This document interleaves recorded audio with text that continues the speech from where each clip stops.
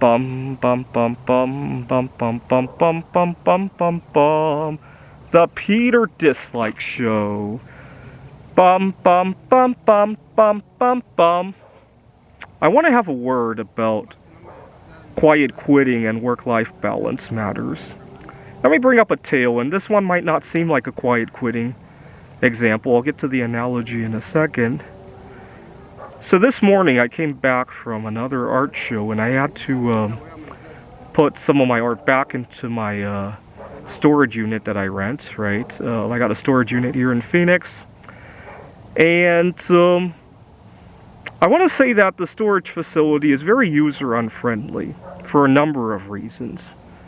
First of all, the unit is on 7th Street. It's a typical city street. You got fast food restaurants, you got all sorts of businesses, and they're the only business, the storage facility is the only business that doesn't keep a dumpster or some kind of garbage can to toss stuff in. So you're coming back from an art show that was 7-8 hours long. There's always a ton of garbage you want to toss, right? Not to mention you might clean out some clutter in your unit, right, or any number of things. And second, the facility is not very well lit. The hallway lights barely illuminate what's in your unit. There's no lighting inside the unit. I'm going to have to think about getting some batteries and lights for my unit, because it's an unmitigated disaster in there as I speak right now, but that's all right. So every time I go, first of all, it makes it very depressing to even set foot in the storage facility. And second, every time I try to make suggestions to the people there, especially the garbage, right, because the lighting, it might be difficult for them to at a whim set up, right, but certainly somewhere to toss your trash. The guy seems to not listen to me, right? He just, okay, I hear you, and nothing happens, right? But I think there's an ulterior motive for why a place like a business like a storage facility would deliberately make their place unpleasant to use. I'll let you pause the video to think about why. Well, if you think about it, if it's unpleasant to use, you might not want to go back there, and you'll just let the bills pile up on your credit card, right?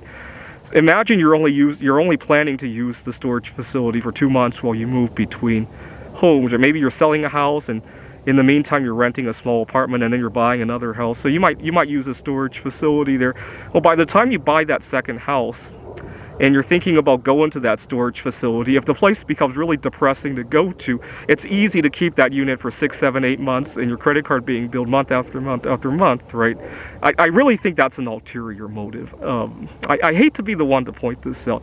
After I'm done with this particular storage facility, I'm going to write to them and tell them I think that's why you're doing it. See what, or write on their reviews, this is why they're doing that, and see what happens. I'd really love to do that just to see the reaction. But getting back to my story, and how does this relate to quiet quitting? Well, I do a bunch of gig work, like private tutoring, or sometimes I'll see a gig on a Facebook Marketplace that I could do, and I don't often make it very easy. I often make it very easy for people to leave, because let's say I'm doing tutoring, right? I got a kid who's studying calculus, right? Let's just bring up an example. I have a tendency, let's say I have a 2-hour session, I have a tendency to go over the 2 hours, because once I get the student engaged and their engine started, I really hate to waste that effort. So I usually want to get them to like at least a good natural break point, right? So they're in the middle of a problem, and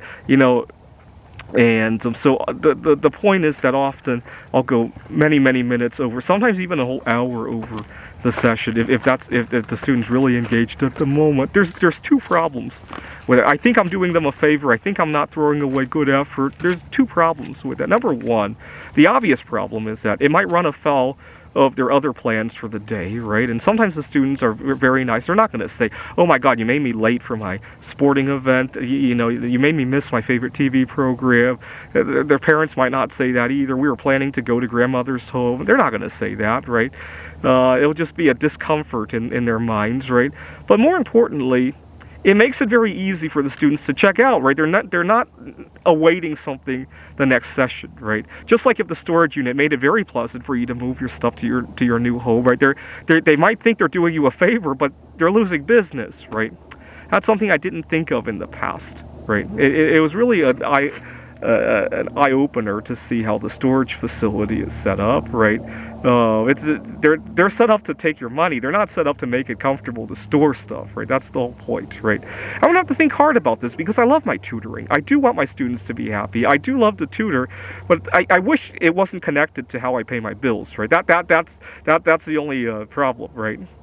You know, if tomorrow I woke up and I found that my bismuth was worth several $1,000,000, I would still do the tutoring, but the dynamics of how it would work would change very drastically, right?